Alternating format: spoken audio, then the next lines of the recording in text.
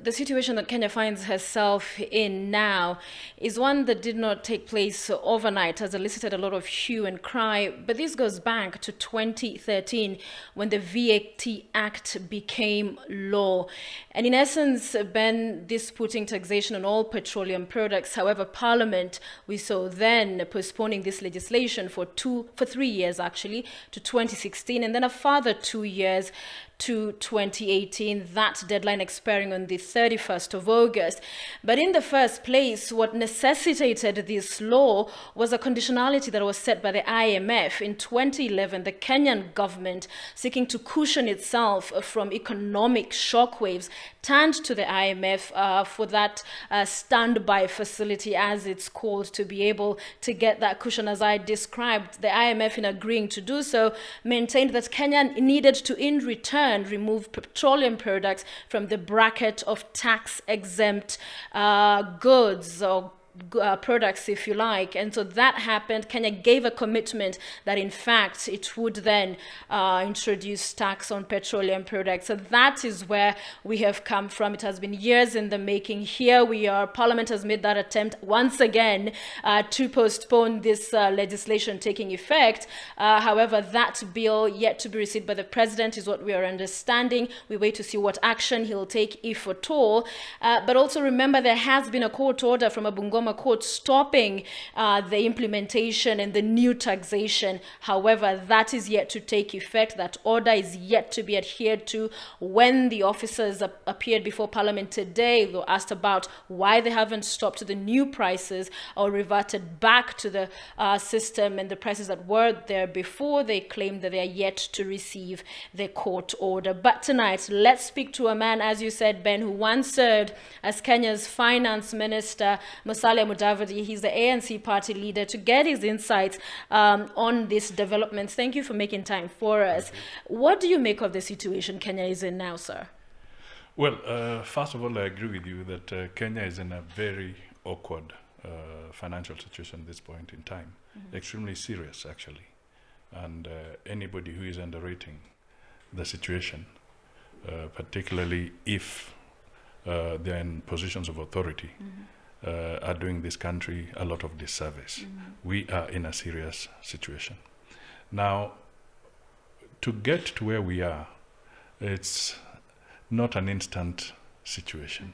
It's a process that develops over time.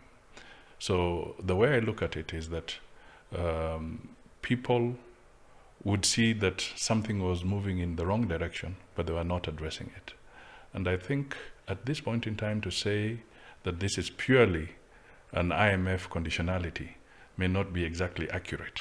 And I'll tell you why, because I've also had an opportunity to work with these institutions. The IMF will always ask one fundamental question, that if you intend to carry out the programs that you have, which you share with them when you're preparing the budget, when you are in the budget preparation process, they'll always ask you the other question, and how do you intend to finance these programs of yours? Okay, so all along, we have seen a pattern with the current government where there is an appetite for massive capital projects, massive infrastructure projects. Now, as long as you can fund them without putting pressure on your nation excessively, then it's okay. But we are in a situation where the government wanted to do so many roads within a short time frame. They wanted to do so many dams within a short time frame. They wanted to do the SGR railway and so forth, and so many other projects within a very limited time period. Now, what did they resort to? They resorted to rapid and uncontrolled public borrowing.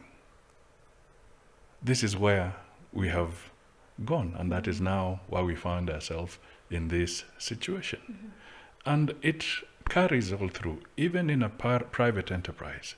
Even if you are a manufacturer, you must have a proper balance between your equity and your debt. Because to finance development, you need both. Okay. But you must not enter into a scenario where the debt overwhelms the equity. Yeah. The government has argued that the focus they have had on these big mega infrastructural projects will pay off in the long run, that this is almost an investment to secure that sparred economic growth later on. It may not be felt or seen now, but with time, Kenyans will appreciate and understand these decisions. Do you agree with that thinking? I don't agree with that thinking. I don't think it's right to stress your country and punish your country on the basis that there's going to be a future benefit so many years down the line. We have to have it measured, all right? All these countries that involve in infrastructure project, they must have it measured. But you cannot, for instance, try and push everything down everybody's throat within a 4 or 5 year period. When you look at the debt portfolio of Kenya, you find that China, which was not a significant creditor in Kenya's books, has just built itself into the largest creditor in leaps and bounds, from virtually not appearing in the books to becoming the largest creditor. As at June this year, China alone is owed by the people of Kenya 520 billion Kenya shillings. The next largest creditor is Japan, who we owe about 90 billion Kenya shillings. Right. And then you have France at about 55 billion Kenya shillings. And then you have Germany at about 33 billion Kenya shillings. And then finally, you have Belgium with about 15 billion shillings.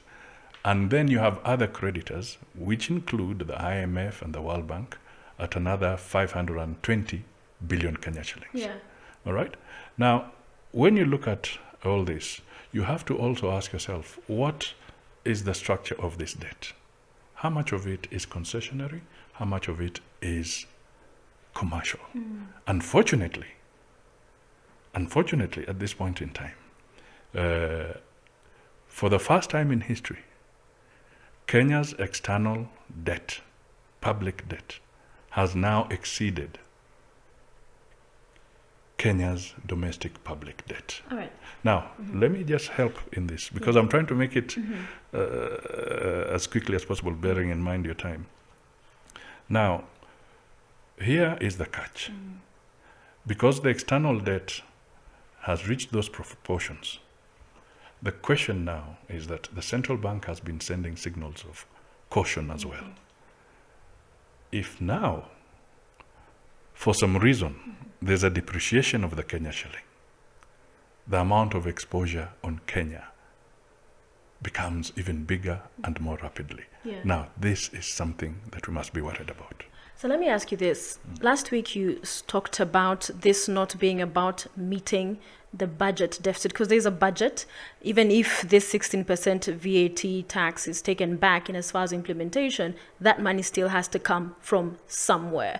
What do you have to back up that claim that this is not about funding the budget, but about paying loans?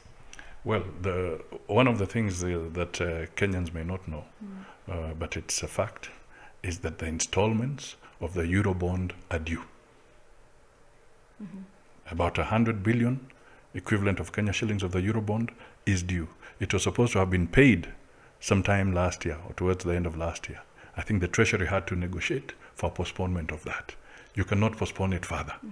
So the pressure of the debts is now coming to bear. So the government has got to look for a quick way of looking for resources to start filling that gap. And the quickest way to try and raise some money will be on the petroleum products. It's the quickest and easiest for the government. Yet at the same time, it is the most painful to the Kenyan people. So we're asking tonight, where is the president? All eyes on him, waiting to see what action he will take on this finance bill that will be taken to him. What do you expect from the president? I think The president has got his advisors. But if I was to speak as a friend, I would first of all want to remind Kenyans that what you get from the IMF is what you negotiate for. All right? Now, in Parliament, there are some two issues that are very fundamental, which seem to be part of the agreement that was signed off. And I want you to know that to sign off an agreement, whether it was signed off in 2011 or 2013, normally the agreement of the IMF is usually signed by the governor of the central bank and the minister for finance. Those two are the ones that commit the country on any agreement, particularly with the IMF and World Bank situation. So that should be borne in mind. All right? So if you want to really go into this, then you must have to go back and find out then who was the Minister for Finance that executed that agreement, and who was the Governor of Central Bank that executed that agreement. If the agreement or the package involved removing, imposing VAT on fuel products. Okay? So if that's the case, I cannot speak for anybody, but I suspect that what is likely to happen, because there's the challenge of interest rates, the interest rate capping, which is an issue in that agreement with the IMF. Then there's the issue of the VAT. And then there's the issue of us not meeting our obligations, and how do we balance it so that at the same time the economy remains fairly stable. I would strongly propose, or I envisage a situation where Parliament or the President may have to consider lowering the top rate of VAT from the 16%, maybe to 12% or 10%, so that there's some loss of anticipated revenue in that component. But then, since this VAT is going to cut across the entire economy, it mitigates the fact that you are now putting it across. I also see a scenario where the president may have to propose to Parliament that could they also lend a hand as he mitigates on the VAT impact? Can they lend a hand in improving the economic environment by acceding to the lifting of the interest rate caps? Okay? Yeah. Now, I see that as a possibility. All right. If I were to be asked, I would negotiate on those lines. All right. But let me close by just saying this, that this fuel thing is so serious. And when you look at it, and just look at fuel as an issue, and it's very cross-cutting. You know, it affects the fisherman in Lake Victoria, who's going to leaving very early in the morning to go and fish, because his boat for the deep seas, deep waters, may require a motorized engine, which requires fuel. The same fisherman in Lamu, the same fisherman in Turkana. Yes, and then it comes to the homestead, the kitchen, the transport of the border. It affects across the board. Yeah. But just look at this. Take this as a takeaway from own government documents. On fuel, which we bring at 58 shillings to the litre in Kenya. And perhaps the ship that has brought it is also carrying a consignment that is headed to Uganda. All right? This shipment, the government of the day charges the pipeline throughput. Then the government charges excise duty. Then the government charges a merchant levy. Right. Then the same government charges the petroleum regulatory levy. Then it charges the petroleum development levy. Then it charges the road maintenance levy. So it's a lot. Then it charges the SGR levy. Look at that, about 7 tax centers, 7 roadblocks. If you're traveling from Mombasa to Voi, 7 roadblocks in the way. Yeah. And then now you add the 8th, which becomes the value addition tax at 16%. And this is one government collecting all these funds from the same person. Okay. And then our petrol becomes 128 shillings to the litre. And in Uganda, whose fuel passes through to Kampala, then sells it at 75 to 80 shillings per litre. All right. You can see the dilemma we are in. All right, sir. Thank you very much for making time for us. Musalia Mudavadi, he's the ANC party leader. Unfortunately, our time up. Back to you, Ben. But clearly a country that's over-borrowing, overspending, and the big concern is that we do not see proposals around cutting down on expenditure or at least reducing the structure as far as what sees a lot of the wage bill also taking quite a bit from what taxpayers are able to pay to the taxman who never meets his targets. So what a situation we have, but looking forward to also hear what the economists you have on the other side have to say on this, Ben.